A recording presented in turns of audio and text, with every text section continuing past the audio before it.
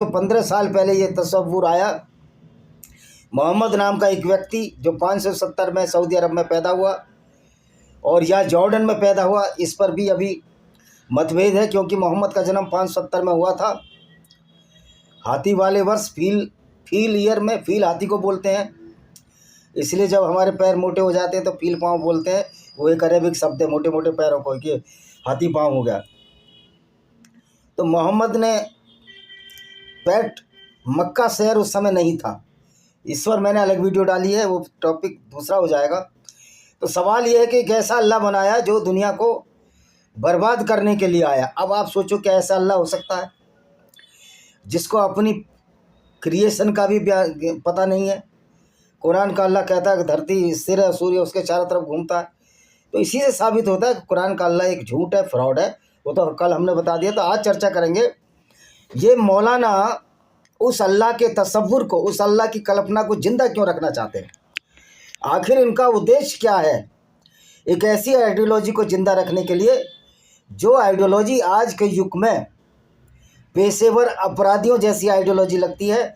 यानी कि अगर आज मोहम्मद साहब जिंदा होते तो कोई दुनिया की ऐसी जेल नहीं थी, कोई दुनिया का ऐसा कानून नहीं था जहां उनको सामना ना करना पड़ता, वहां जाना ना पड़ता।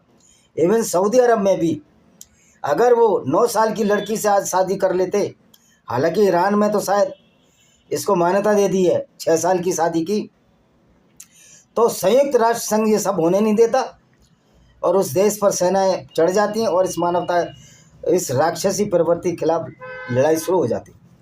तो दोस्तों, ये मौलाना आज इस अल्लाह को मजबूत साबित क्यों करना चाहते हैं। इनका उद्देश्य बड़ा ही खतरनाक है।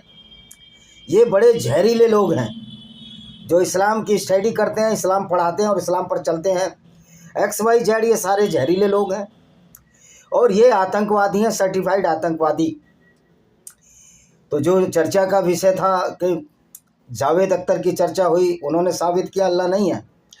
तो ये मौलाना ने ये दावा कहा कि अल्लाह है।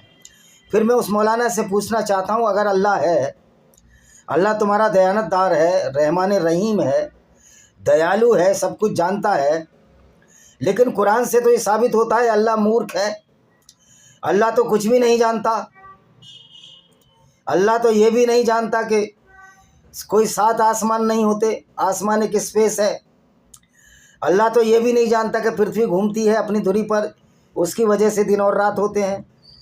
अल्लाह तो ये भी नहीं जानता कि पृथ्वी कोई चादर की तरह फैलाई गई नहीं है, पृथ्वी एक गोल है। और अल्लाह तो ये भी नहीं जानता कि पहाड़ ऊपर